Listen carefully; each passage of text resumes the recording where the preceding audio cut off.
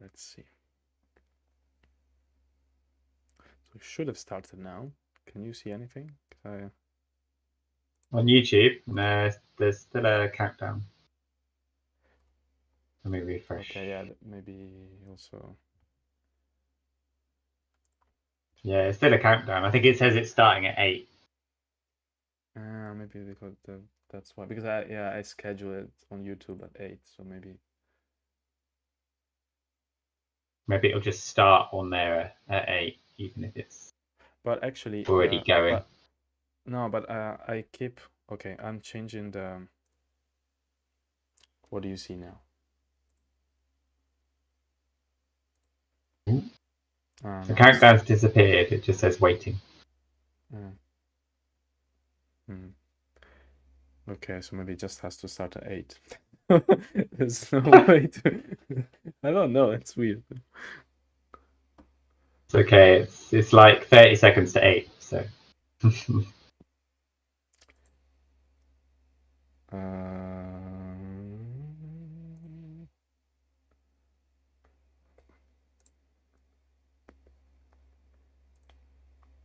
Because I should be able to. It now says it's live. It says it's okay. It is live. I mean, it would be. I think we are live. Let me just be sure. I think we are, yes. Okay. Cool then. Okay, let me go back here, but I still see. Maybe there's a delay. Because it says we are live, but I can only see the thumbnail, right? I don't see. Do you see? No. Okay.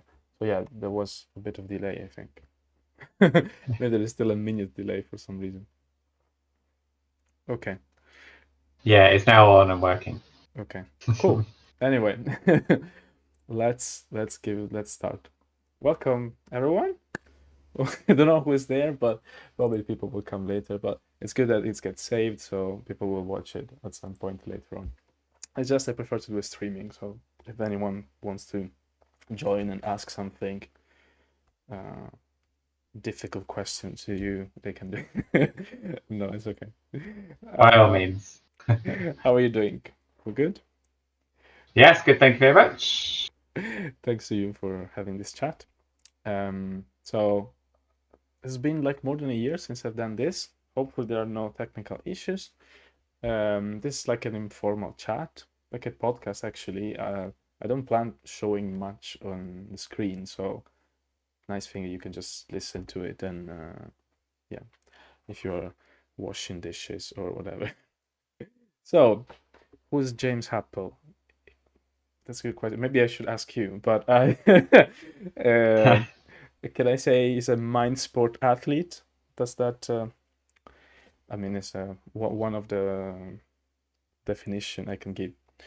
He's from England. He has won the Mind Sports Olympiad Pentamind twice. I think he started playing chess, right? But then he got into all sorts of other games. He has PhD in math, and he's currently software developer for playstrategy.org. Is that correct? Okay. And also I added on my script is my personal lines of action coach, but then we'll talk about this later, I think. Okay, so I wanted to first to know a bit about how you started, how you got into mind sports and games in general. Because I think chess was your first game, right? And then at some point you find out there was something else out there, or not? Yeah, that's pretty much correct. Thanks for having me.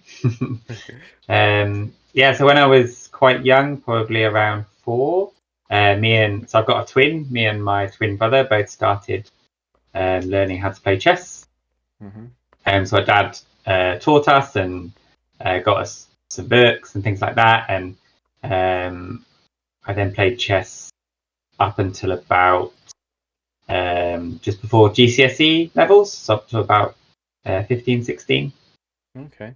And then I kind of stopped playing. And during that journey, we both got very good. So I managed to play for the England under-12 team. I was actually the England under-12 captain, and then continued to play. And that was very fortunate because that allowed me to play across Europe and do a lot of traveling, which was nice as a young child. And it gave me exposure to meet lots of people, meet lots of chess players. And during one of those chess competitions, I think it was the mega final. This must have been back in early 2000. The Pentamind, the Mind Sports Olympiad was run. I think it was in Alexandra Palace at the time, alongside these big chess competitions, and that was kind of my exposure to these other abstract games. Okay. So at the same time, you were there to play chess, but there were other games played along. Okay. And and the one game that lured me in, I remember they had a stall, and it was Stratego. Okay. And I remember really liking this game, and basically asked my parents if I could have it as a present. I think for Christmas and so they ended up buying it for me and my brother for Christmas, and we started playing Stratego. And then basically next year we wanted to go back and not only play chess but also play some of these other abstract games. And that was kind of my entry into the Mind Sports Olympiad. So Stratego was your second game. I see. Okay. Interesting. I wouldn't have thought about it. I don't know. But yeah, well, why not? I mean, do you still like it, or is Stratego? I quite like the. I'm not quite sure of the variant. I think it's called Barrage or something, where you have fewer pieces. So you have maybe 8 or 10 pieces each. Yeah.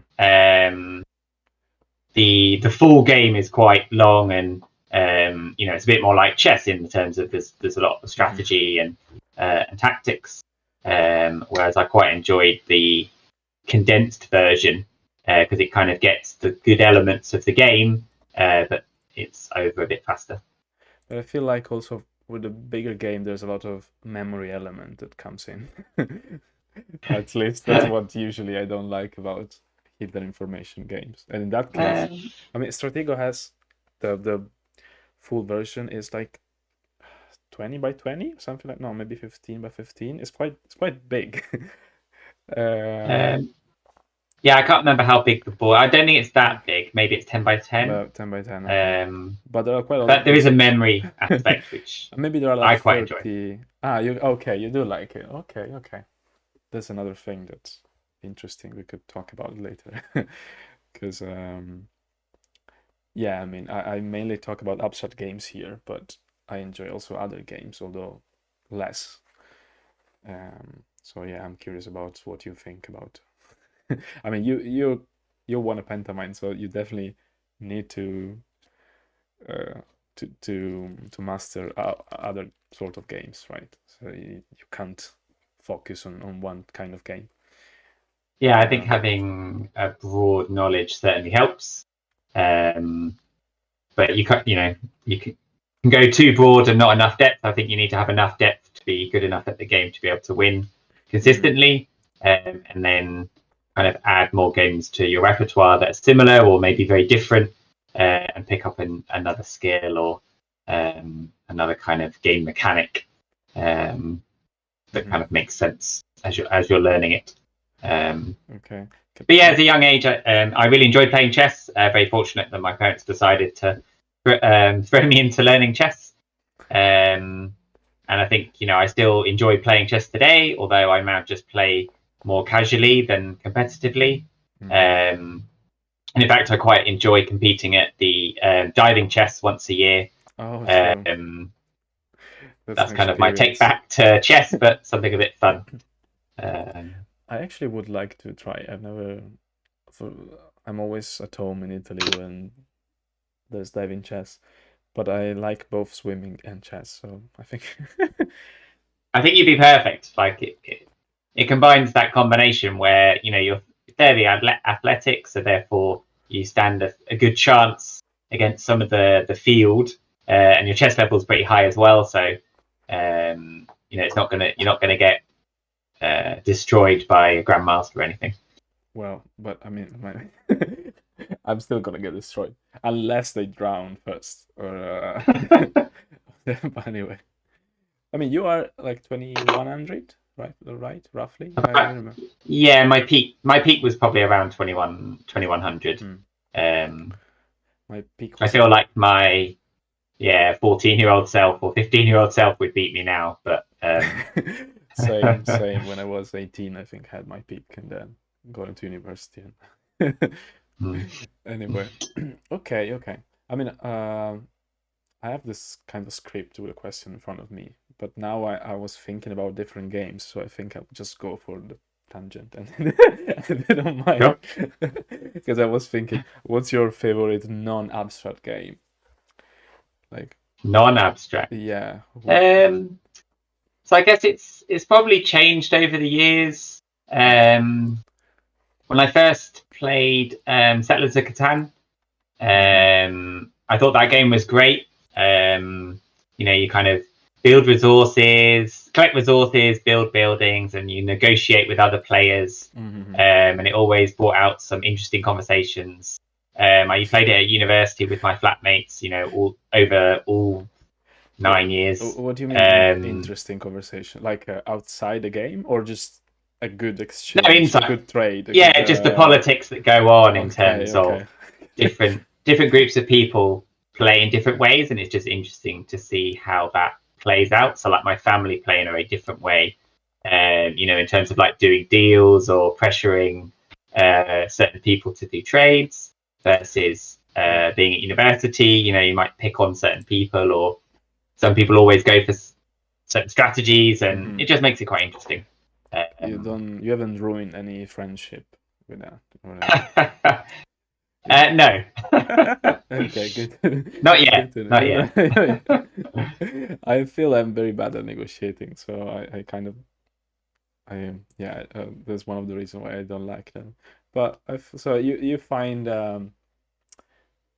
you find some patterns in negotiation as well, right? You find some pattern in interaction between players, or you approach in a different. I don't know how to say it. You approach it still with a logical mind, or it's more like intuitively you discuss with other players. You still have to be logical. The deal has to be good for you, but it also has to be good for them. So it's a bit like, life in a sense, where you've got to try and create these win-win situations. Because if you can create that with all of the competitors and they're fighting against each other, then you'll come out ahead.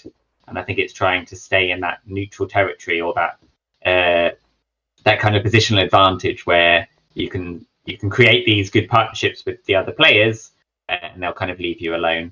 It doesn't always work. And people change their alliances and change their trades, and also they might not be rational, right? I think that's one of the. It's like economy. If you suppose everyone is rational, things might not work sometimes. That's true. So I still enjoy playing that game today.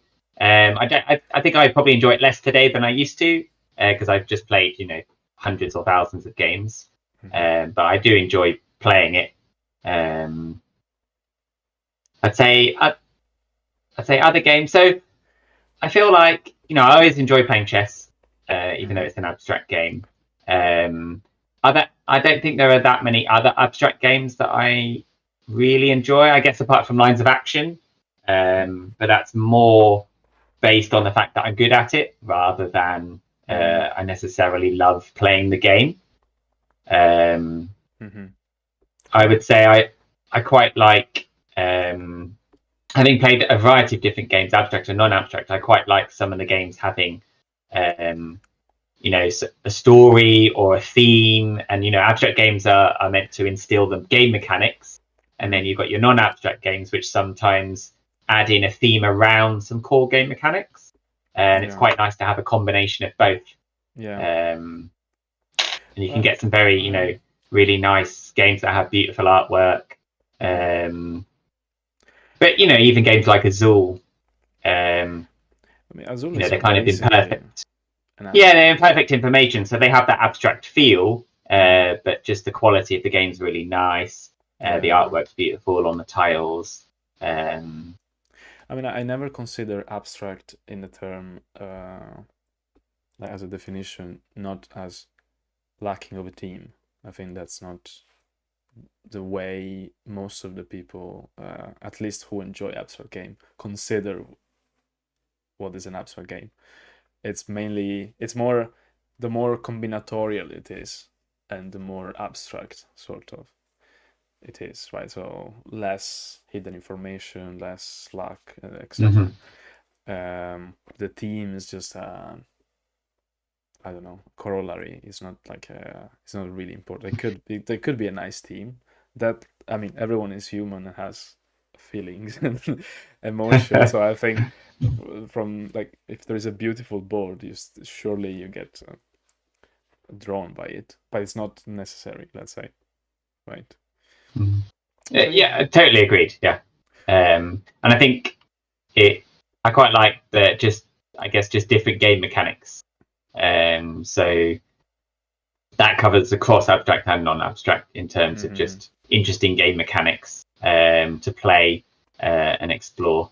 Yeah, okay. So apart from chess and lines of action, you're saying, so you're not playing any other abstract in at the Mind Sports Olympiad? I'm trying to think now. And actually, yeah.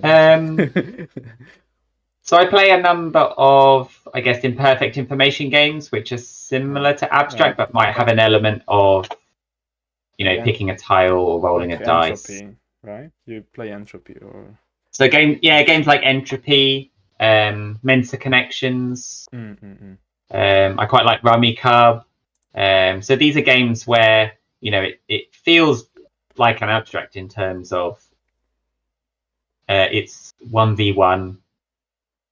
Most of the information is known. You and opponent both have a strategy, but there's a little bit of randomness involved, and you kind of trying to maximize your odds, as it were. Yeah, that's still, I think, okay. I mean, it's of course less abstract, but it's still interesting from my point of view. By the way, there is another Mind Sports athlete in the chat. Florian Jaman. Ah, brilliant. Hi, Florian. So what are the games that made you win at the Mind Sports Olympiad? So I definitely like Agricola. So it's a game that I first learned at university. Played the 2-player variant to learn the rules with a friend, and then playing, multiplayer as well after that. And it was just a really nice worker placement style game. It's quite a heavy Euro. But I just really, I think I really like the theme. Okay. And I really like worker placement style games. Okay. Resource collection. But there's no luck, it kind of right? ticked all the boxes. If I remember. Not really. I mean, you have the card drafting at the beginning, so I guess you could open a better set of cards. There's a small element, I guess, but other than that, of luck at the beginning, but not are on the table, right, on the board. Yeah, that's right. Other than that, all the information's on the board, and you're trying to second guess what your opponent's doing, and then plan your strategy around that, so you get the best options for your workers. I think I just like the overall game. It's quite a nice concept. You're building your family, you're building a farm, you're getting animals, you're trying to feed yourself while also get improvements. So you have a farmer soul. That's right. And I think I really enjoy worker placement and resource collection type games. So that kind of ticks the box. And I think one of the years that I managed to win the Mind Sports, so the Pentamind, Agricola was in one of those 5 events that I managed to win. So that was a really nice kind of success. Yeah. Do you remember the other games or that particular year? Or let's say in the last year. So I would have said lines of action would be there. Settlers of Catan, and then I think maybe Mensa Connections was up there. Okay.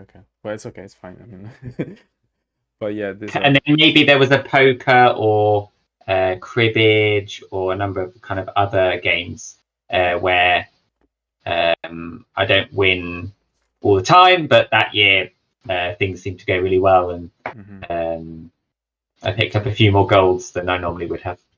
Okay. I mean, the competition is pretty intense with definitely. Usk, and yeah, there are quite many. So you never give it a go to Quarried or Abalone or other abstract games. I mean, you, of course you know them, but you so I think I have played them over the years. So I've been to the Mind Sports probably, or maybe 10 or 15 years now. So playing as a junior up until now, and I've played a whole range of different games. And whenever the schedule comes out, it's always tricky for me to choose which games to play because I enjoy quite a number of different games. And I feel maybe that I tried to maximize my chances, and I'm not as good at some of the other abstract games compared to maybe some of the imperfect information games or some of the Euro games. And so I sometimes feel like I don't play as many abstract games as I might think I would. So back in the day, I used to play Boku and Abalone. They were two strong events that I really enjoyed playing. And I still enjoy playing both of them, but they seem to always clash with other games that sure. You like more. I might have a better chance in. Also, Florian in the chat is saying that you love Blockers as well. Ah, yes. Good memory. I really love Blockers. Blockers is a really nice game. So the variant they play at the Mind Sports is 4-player. And therefore there is a bit of kind of not negotiation, because you're not meant to essentially advise your opponents, but by playing moves, you're kind of suggesting to opponents, I would like a friendship here. Let's go and play on the other side of the board. That is how you see it. Okay. Yeah, and I quite like Blockers because it's putting shapes on boards and filling patterns, which is quite nice. The 2-player variant's really nice on the slightly smaller board, but they don't have that at the Mind Sports. But I think they have that on Little Golem, and I know Florian's a big fan of Blockers as well. Florian definitely loves Blockers. Yeah, I think 2 players would be. I think there is even a 3-player variant where there is. I think someone plays. Well, no, I don't. You have to play that 4th, like a dummy player there. I'm not sure. Yeah, I think the 3-player probably wouldn't work as well because the player sandwiched between the other 2 probably is at a disadvantage. Yeah. Okay, 2 or 4, I guess. Yeah, makes sense. So you haven't played other connection games like Twixt? Now I'm thinking of Florian. Yeah, so I'd say our games don't. The games that we're very good at don't overlap too much. So games like Twixt and Hex, I'm not that good at. I know the rules and I can play, and I know a little bit of strategy, but I haven't played them that much, and I haven't studied them. Yeah. And similar to games like Go, I used to play a little bit when I was younger, but I didn't get. I only got just above beginner level. So I have to ask you, what about Hive? Because in this channel, if you don't, of course, tell me you don't like Hive, now the connection is gonna drop here, and we have to stop this chat. So Hive's a great game, Be honest, I've only played the base game. I haven't played any of the expansions with the other insects and creatures. That's why you don't like it enough. Now I understand the reason. Now I fully understand. But okay, sorry. But I enjoyed the base game. So we played it during the Michelin tournament, which was nice. Again, I think it's a game that I enjoy playing. I think I'm okay at it, and it's and it's probably down to spending more hours learning and getting better at the game. Maybe having some sessions with yourself to improve on strategy. Keep the ants on the outside. Yeah, I mean, if you people watching my videos on this channel, this is 90% Hive, and when I commentate all the games, I mean, all the games are played on the official tournaments with expansions, and the company Gen42 is also trying to push for that, because it's just a different game and it's so much better. So I mean, is it a better game? Is a completely more options. Is like exponentially better. It's much closer to what chess look like. Hive base is like it has one layer. Imagine chess, but without promotion of the pawns and without the queen, let's say. Okay. It's just there is something missing, There's something like, yeah, you can play, but there's not so much depth. It's like a mini version, like mini chess and things like that. Yeah, but then when you add the expansions, there are like different kind of objective. There's a meta game going on. There are different layers. And it's also tactically more complex. So it's Anyway, but speaking of, sorry. I was just going to say, I like all types of games, and I especially like learning new games. That's one of the things I really enjoy. So maybe I'll pick up the Hive expansions, and you can teach me all the different pieces and how to play. Of course. I was gonna bring up actually that at the beginning I mentioned that you were my Lines of Action personal coach, but we just had a couple of 2 or 3 sessions maybe, because I wanted to practice a bit for the Mind Sports, and I think I played decently, and actually at the Mind Sports tournament, I mean, you were like I played with you at round 3, I think, just before lunch, 3 or 4. Yeah, 3 or 4. And I got a draw, so I was pretty happy. And you probably were not very happy. But then in the afternoon you just went on and you won everything else, I think. And I lost a lot of it in the afternoon. I don't know why. Just after you, my concentration just dropped. Anyway, but I was pretty. It was quite an interesting game, actually. We kind of repeated back and forth. Yeah, exactly. And I decided it wasn't where. I think you had a better position than me, but I had the move advantage, and you had some. I thought going for the win meant I could lose. So but we were like you played really well. I think those extra lessons certainly helped. We were under 10 seconds, I think, 10-15 seconds both. So I think I'm not sure how much increment there was, but it felt risky. So I was quite happy continuing with that, without having the draw, which is very uncommon, right? I don't either. You have a simultaneous connection, which is, I mean, it doesn't happen very, right? I've never seen it. Not very often. Yeah. I've never seen it in a game, like in a tournament. Maybe you have. I don't know. Yeah, it's certainly happened before, but it's not that common. Okay. So let's go on with. Let's see, where are we? So we don't have I have questions here, but I just decided to follow another path. I did. Okay, just let's. If we keep talking about the MSO, I was thinking about there's a Pentamind documentary that came out a couple of years. No, wait, no, it was just before the pandemic, I think, 2019. Because I remember it was my first edition, and then with the pandemic, everything went down. But I haven't rewatched it. But is there something? I don't know. Is there a specific way you prepare for the Mind Sports Olympiad, or in general? Like, do you study games in a certain way, or I don't know, something? Yeah, I don't think. So throughout the years, I've consistently come to the Mind Sports and played a variety of games there. I'd say outside the Mind Sports, I tend to play a range of games. I play online every now and again. I used to play on Little Golem for things like some sites, and now I play on playstrategy.org for games like Lines of Action.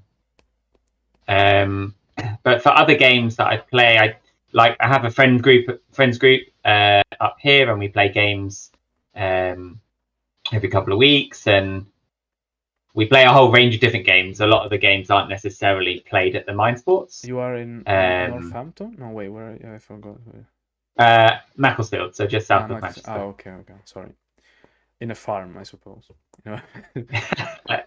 It's near some countryside, which is very nice. Sorry. So you're saying, okay, so you practice a lot, let's say. You just keep practicing. I wouldn't necessarily say I practice the games that are held at the Mind Sports Olympiad, but I play games generally, either on VGA or play strategy, or physically with friends. And I play a range of games, not just games held at the Mind Sports. So I think it's just my love of playing games and being fairly competitive that drives me to kind of do well at the Mind Sports.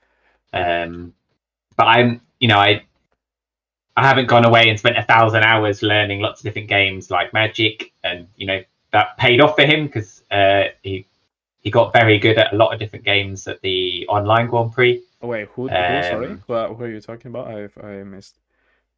Magic. Okay. I mean, yeah, he put a lot of hours. Yeah, and that's great. I think he raised the bar as to how good you can get at a variety of different games. Yeah. And with players like Andres and Ankush going away and getting better at games, and again raising the bar, I think that's really good for the overall Mind Sports. I'm sorry, I just I'm just doing a leap somewhere else, but Go for it. No, because I remember I talked to Dario De Toffoli during the Mind Sports Olympiad, and it was talking about, that was just chatting about the Pentamind, and at some point he said he had proposed, or at least he wanted to propose to have a Decamind, 10 games rather than 5. Because it could be a better indicator of how well you are at multiple games rather than just 5. Yeah. I don't know, what do you think? Would it be too much? Would it be more accurate? I don't know. Yeah, I think it would probably make it harder to do well, right? Because you've got to be better at a larger range of games. If you apply the similar rules where you can't have too many of any one category, you might have to have a range of long and short events, etc. Yeah. I mean, as someone that comes and plays for the whole thing, I would be for that change. I can see that for some players that might only come for a few weekends or for some particular games, they wouldn't be able to necessarily get 10 games in. They might only get 5 or 6, and they therefore wouldn't be eligible to kind of compete in that. But it would be interesting to see. I mean, they've got the committee have all the data over the previous years, so it'd be interesting to see if they extended it to the top 10 events. Whether you would get the same winners or whether you would get a different set. Yeah, that's actually. That's certainly something they could run the numbers on. I mean, there's something said about players changing what they might play if more events counted. But in general, they could look at the data and it would probably give them a fairly good idea. Yeah, I just popped to my mind and I thought it was an interesting thing to consider.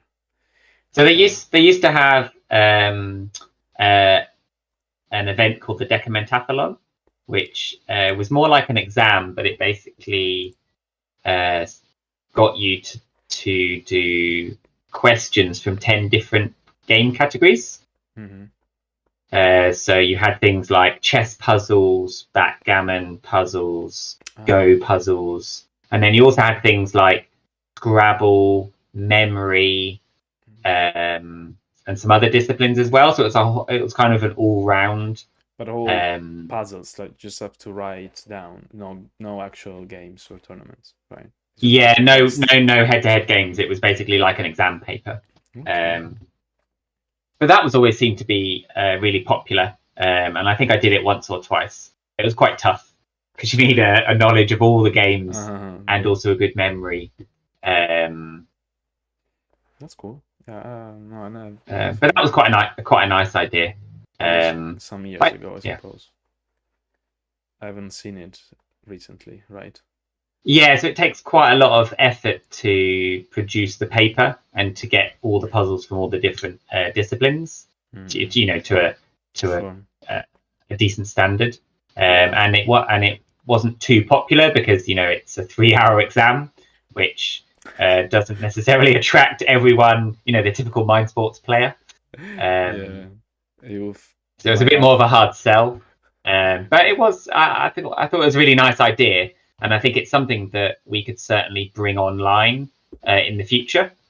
Mm-hmm. And that's something that we would like to, long-term add to play strategy. This idea of competing in a range of different games or puzzles and getting an overall score. And that's kind of one of our longer-term goals. That's cool.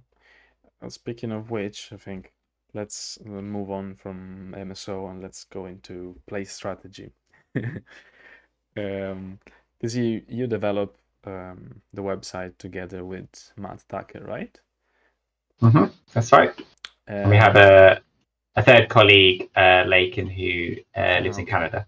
Okay. Sorry, I didn't know that. So yeah, well, first of all, I just want to ask, what's your experience with that? What do you? I think a platform like that one, especially for someone like me who loves subset games, it's cool. It's very good to have a lot of games that they might have other platforms, but either maybe they don't have other platforms yet, or they have it, but the architect. Well, I don't know if architecture is the right word, but like of the website that is borrowed by Lichess, right? It's pretty reliable and well done for competitive play. So I think it's a great idea to have a lot of games in there. So I don't know, what do you like about it? What do you like the most? Yeah, sorry. No, sorry, go on. I don't know, there was no question actually. It was just an introduction. Go for it, tell me more. So working for Play Strategy is really exciting. So I've been there now for about 2 years. So I joined just after the initial start, transitioning from my previous job as a software developer. And it's been great to see the change over the last 2 years. So as you know, we forked from Lichess, a really popular chess website, and they've got a modern framework and design, and I think it gave us a really good base to start from. And again, it was really nice that they were positive about us creating this change and using their code base, which was good. And we've added a handful of different games and added extra features.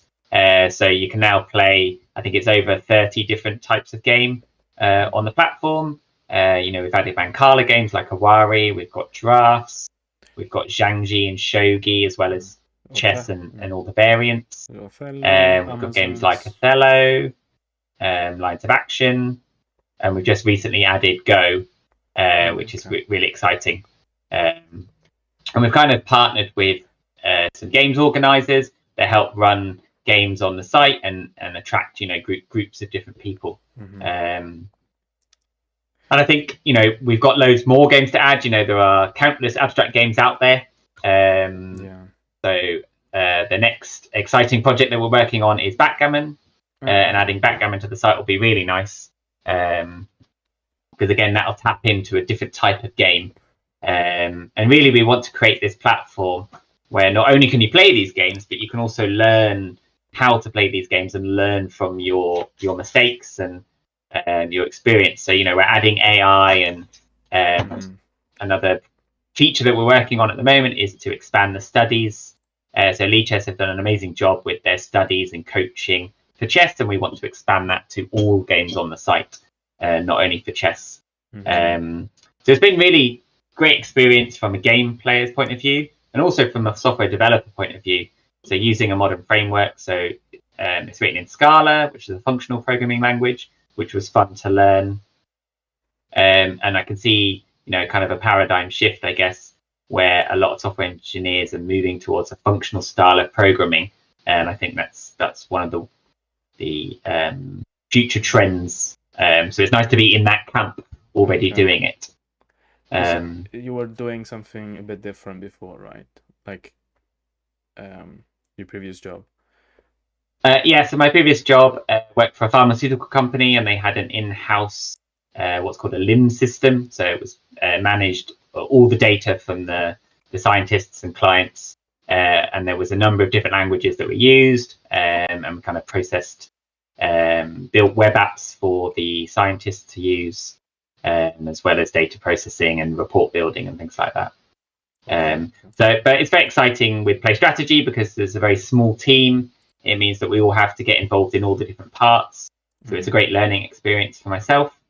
I've had to stay for a long time, and really enjoy adding new games to the site and adding extra features and seeing the site grow. We've had kind of steady growth kind of from the beginning of 2 years ago, and I hope to continue that. It's pretty good, especially for games that don't have a platform already, right? I mean, for chess and Go or backgammon, I mean, it's good to have it because they will always attract new player, and it's nice to stay on that platform and play different games. But I think it's very good for minor games that don't have a community, like to play by correspondence, or I mean, a lot of games are on BGA, but we know BGA is not. It's not the best. Doesn't quite have the tournament, the tournament feel. To use an euphemism, is not the best to play tournament games. So yeah, as you said, Owari. I think there are lots of tournaments of Owari now because the English Society of Owari is pretty active, and they organize lots of tournament weekly. Othello, I think they have other websites, but I mean, this one seems pretty smooth. I don't know if you have seen the news that apparently Othello has been solved. There's a paper who claims that Othello has been weekly solved. For which size? 8x8. Yeah. Or... They I heard. Weekly solved, of course, like not. So not. They didn't, of course, solve by brute force the whole game. So weekly solved means, I'll just say it for whoever doesn't know. Well, strongly solved means that you just resolve every single possible game that you can branch from the starting position. Weakly solved means that you found basically the best possible move starting from the initial position. So even if you don't sample the whole possibility of games, but you know that the best moves always lead to a certain result. And apparently for Othello, like according to this paper, is a draw. Which is a draw, did you say? Yeah. Wow. Yeah, apparently. But I've read also that some people are a bit skeptical because I'm not sure what was the method behind it, but I think they're already very strong software, and they can already solve the game when there are maybe 20 moves left or something like that. 20 or 30 moves left. So I think they started from there and they went back, and they found a way, to get into those, like this position that were already solved before by other people. I'm not sure, but anyway. I mean, AI's come on leaps and bounds. You've got chess. chess engines now that are better than the world champions, and it's branching out into other games. And I think that it's great as a learning resource that we can tap into to help us become better at playing ourselves and to spot patterns and notice tactics. And that's something that we want to bring to play strategy to get the AI to help the users. So you think it's it's a kind of dumb question, but is it more a resource or as because it can also be a problem for cheating, right? And or it can take the fun out of. I just talking from a perspective of the Hive community, for example, where there is no there's no strong AI that can beat top players, but I think it could be, I wouldn't say easily done, but applying the same algorithm or the same kind of software, I'm sure someone will come up with that at some point eventually. So, but a lot of the reaction by a lot of people is that that would take the fun out, which it happened for chess as well in a way, but like that people thought that this could be a downside. But all in all, for chess, for example, I don't think it changed anything. For our level, maybe at the top level would make a difference, but for us, it's just obviously there are cheating scandals and things going on in the chess world. But I think AI has really helped younger people get better faster. So the younger people can build on that knowledge that's taken 50, 100, thousands of years to develop over time. So younger players are basically getting better faster, and that will then transfer across all games that have these top level engines. So it's certainly true for chess, and I can see that bleeding into lots of other abstract game areas. So they don't have an engine for Hive yet, but I'm sure they will in the future. And we'll add it to play strategy at some point. We'll talk about it. The people know that there is this website under construction for a while for Hive, but hopefully we'll get there. But yeah, someone has already made some AI, some engine for Hive, but they're not strong enough. But I think, they don't use, I think, deep learning or any sort of thing like that. So, but anyway, I wanted to say something, I forgot about this. Surely I think AI a lot of advantages, but I think I was thinking what you said about young people becoming strong very quickly, and I think it's been not just the AI, but the internet itself. Since the YouTube exploded, and when I think, I'm not that old, but when I was studying chess and I was 15, 14. we had to read books, right? And you didn't know if there was something no one would teach you something specifically. If you want to play against the King's Indian, right? Either you have to buy a book, you have to buy 10 books, or whatever. Now you can just go on YouTube and you find immediately 10 different variations you can play, and they explain you pretty well. Maybe not grandmaster level, but a lot of people explain quite well, so you can really learn whatever you need super fast. And there are people now that they start to play now, and in 1 year they reach 2000. But that it was very hard back then, I think. So the AI surely helped, but I think that's just on top of everything else. So maybe the internet helps a beginner get to an intermediate level very quickly, but then the super AIs help that intermediate player or that expert player get to grandmaster level and beyond. No, sure. Okay, I see what you mean. Okay. Also, I don't know. It just came this to my mind as well. I don't know if you read that the champion, the ex-Go champion, Lee Sedol, who was beaten by AlphaGo. Well, he basically abandoned, like he retired from Go, but he started to design his own games apparently.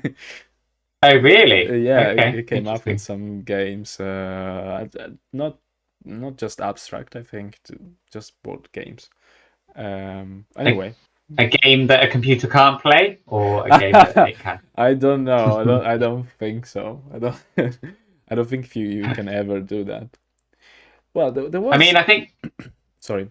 that was the initial idea. I think behind Amazon's was to invent a game that computers would be difficult for computers to solve because of the just the number of moves possible. I was actually gonna say I heard this, but for Arima, not for Amazon's. I don't know if. Okay, Arima, yeah.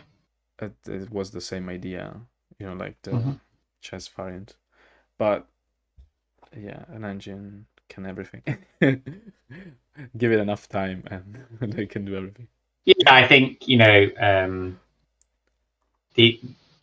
these super engines use they burn a lot of money into servers that just process the games at such a high level, and they're trying to build a general AI that will play across all games. Yeah, and I certainly think that's possible. To games anyway. Okay. It's related to.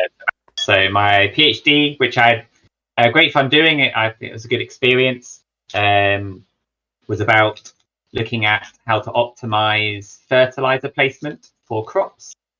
So it basically looked at solving partial differential equations and combining that with optimization. So looking at when and where and how much you should fertilize over the season for different crops. The farming comes up again. Maybe that's why I like Agricola, because it brings back that farming element. With my crops. Okay. I didn't turning my wheat into food. Okay, I see. But you think it's been connected in a way in your mind, like well, yeah, I quite like the whole theme behind Agricola in general. But I think my PhD, that was probably where I started to do more coding. So I did MATLAB and Python. I guess MATLAB a bit more, but then that led into Python with very similar kind of overlaps. And then my PhD and postdoc kind of led more into Python, and that's where, because we didn't do too much programming in my maths degree, and I think that's where I kind of really enjoyed programming. And after my PhD and postdoc, I then wanted to get a job as a software engineer, or to do programming in a company.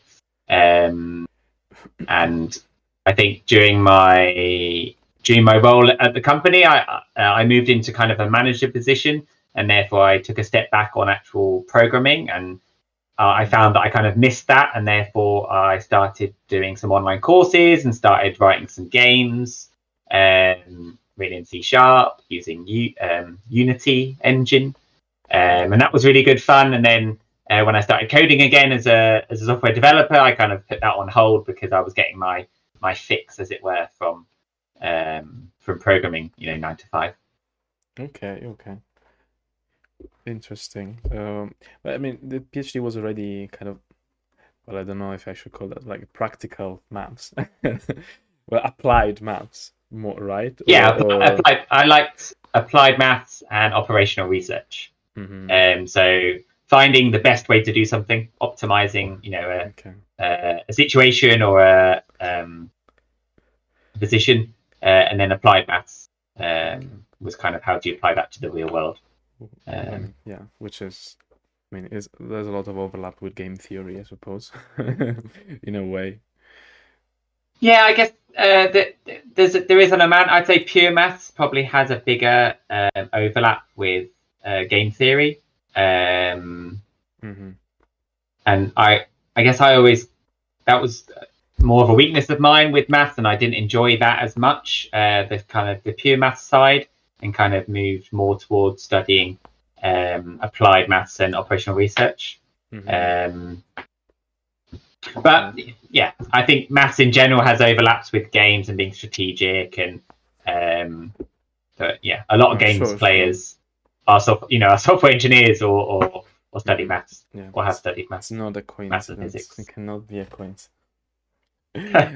Although I like to see them as an art as well, like it's good to have the duality in art and science.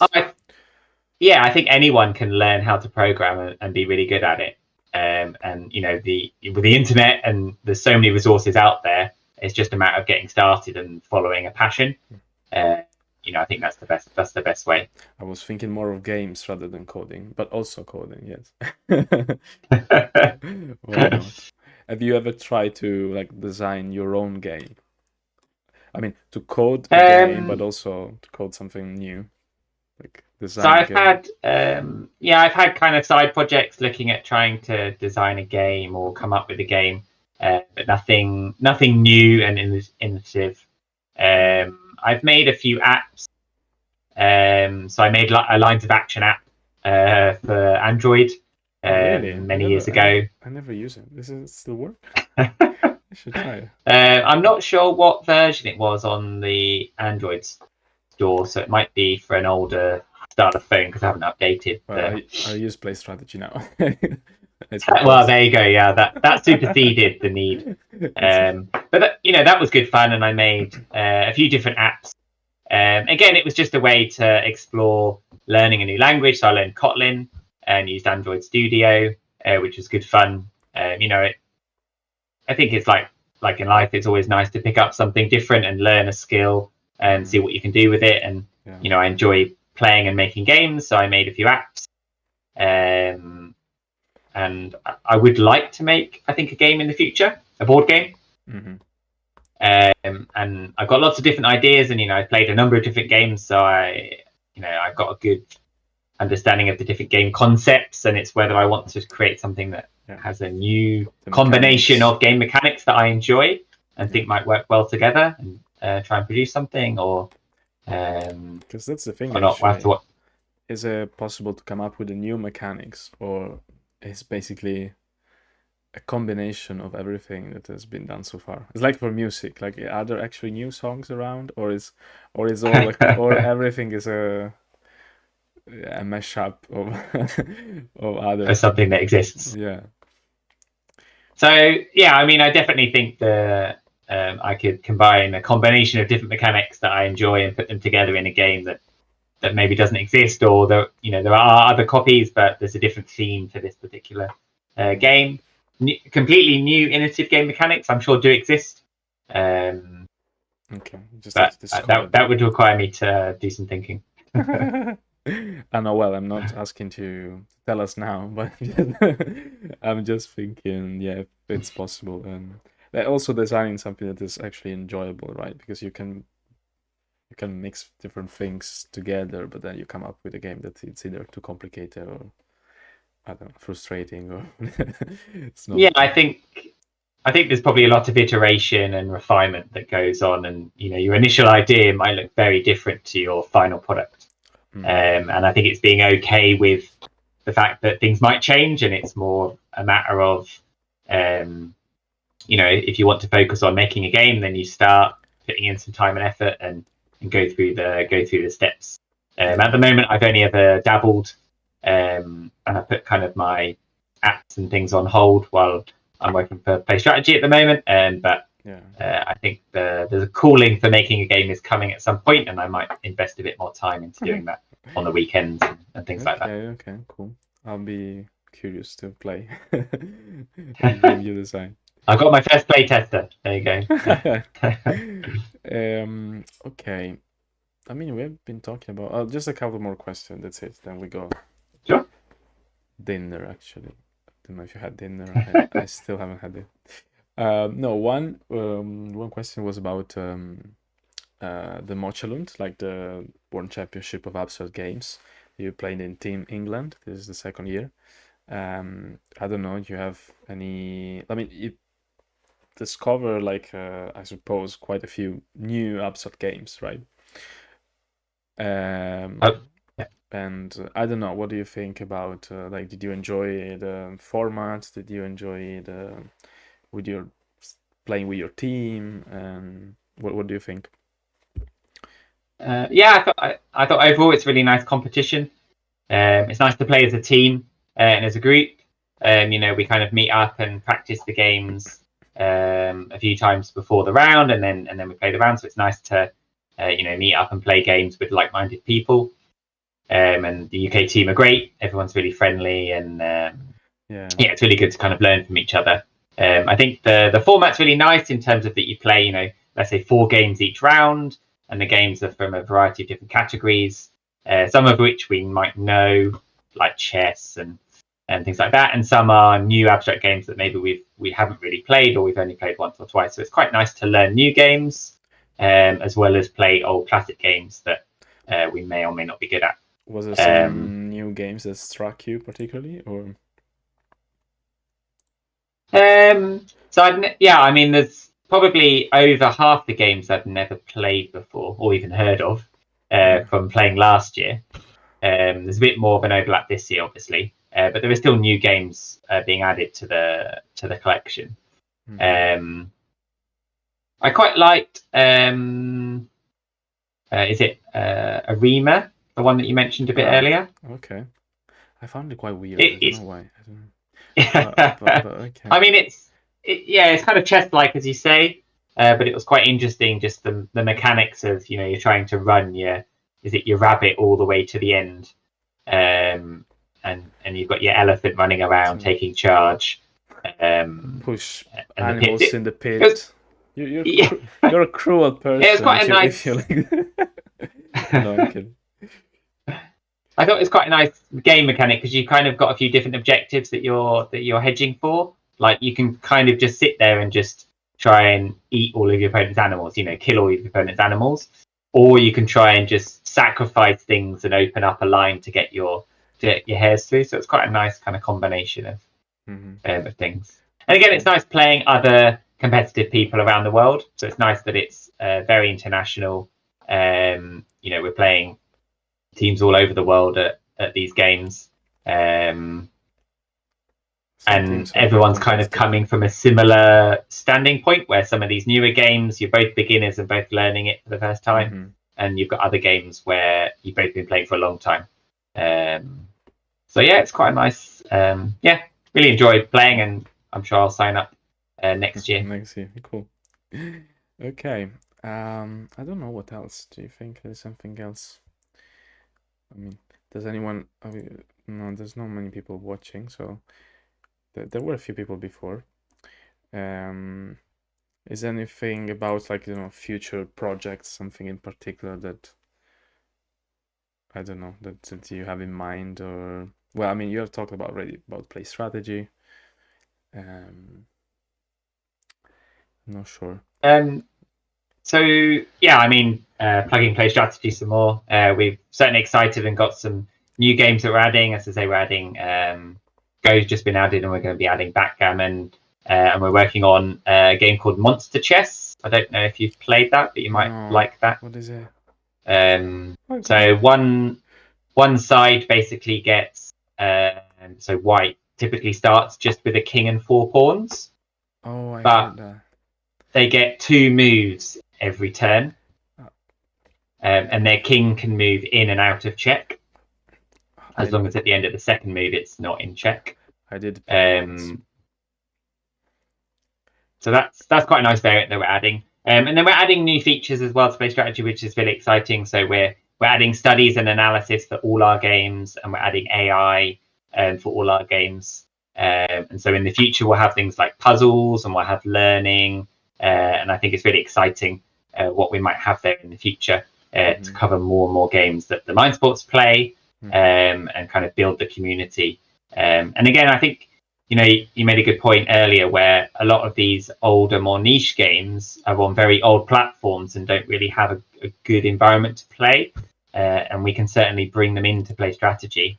Yeah. At the moment, we're hitting more popular games to build up the player base, but certainly in the future, once we've hit the more popular abstract games, we'll look to add some of the less popular ones, and kind of set up a framework where it's quicker and easier to add in, each new game. At the moment, we're adding different games, and that means adding different features to support those games. So, for example, all our games at the moment are on, square-based boards.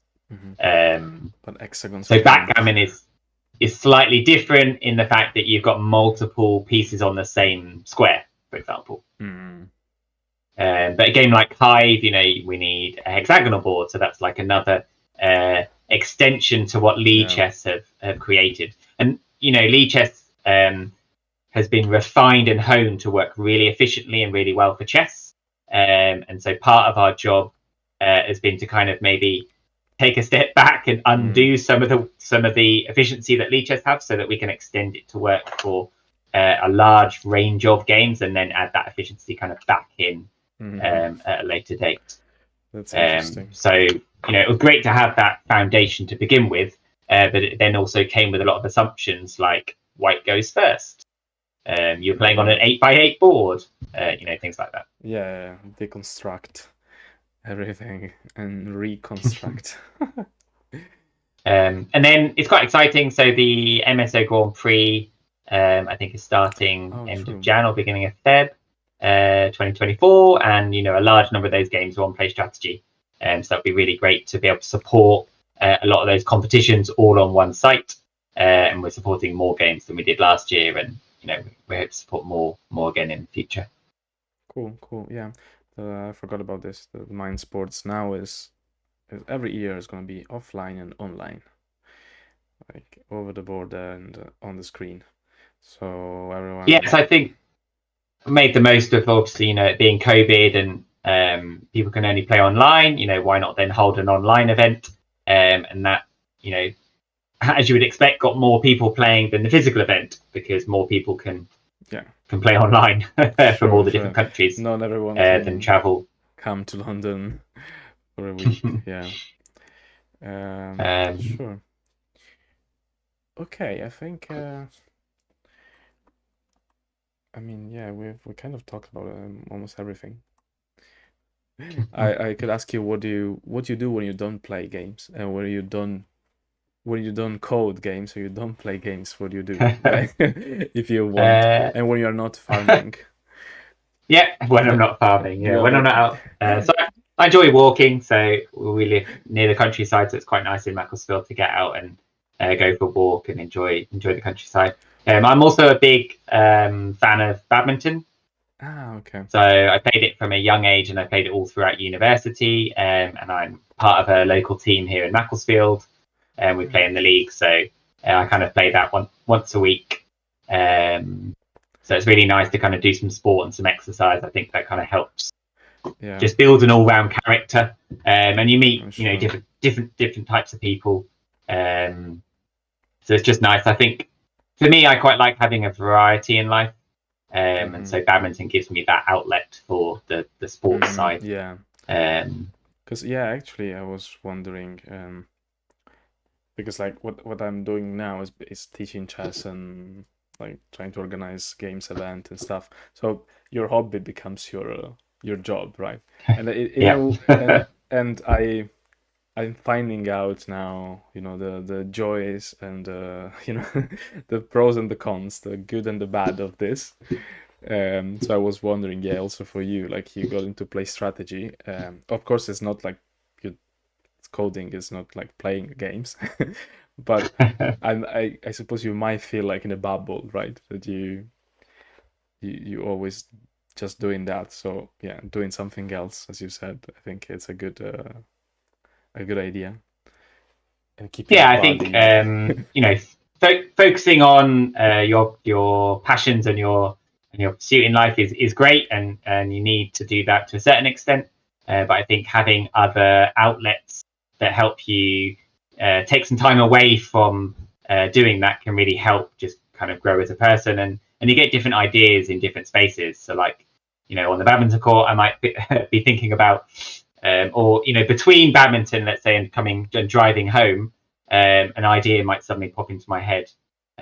So it's quite nice having that other outlet, as it were. Yeah, creativity comes from different input.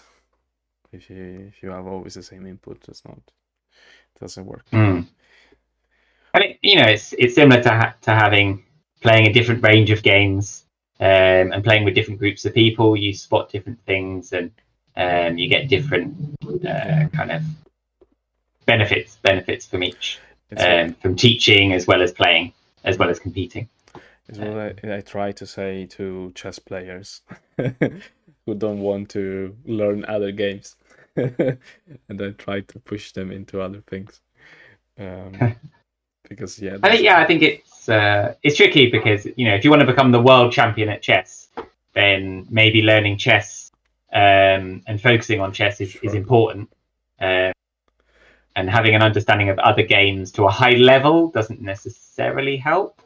But having an understanding to some degree probably does help, just because you're probably interested in it at some level. I mean, even if you don't want to become the world champion, life is too short to learn multiple games and multiple, fields and in general, So you have to kind of pick a few that you like, or you can do a bit of everything. But but as someone said, quote from I don't know who, this is a problem of life. It's not a problem of chess or a problem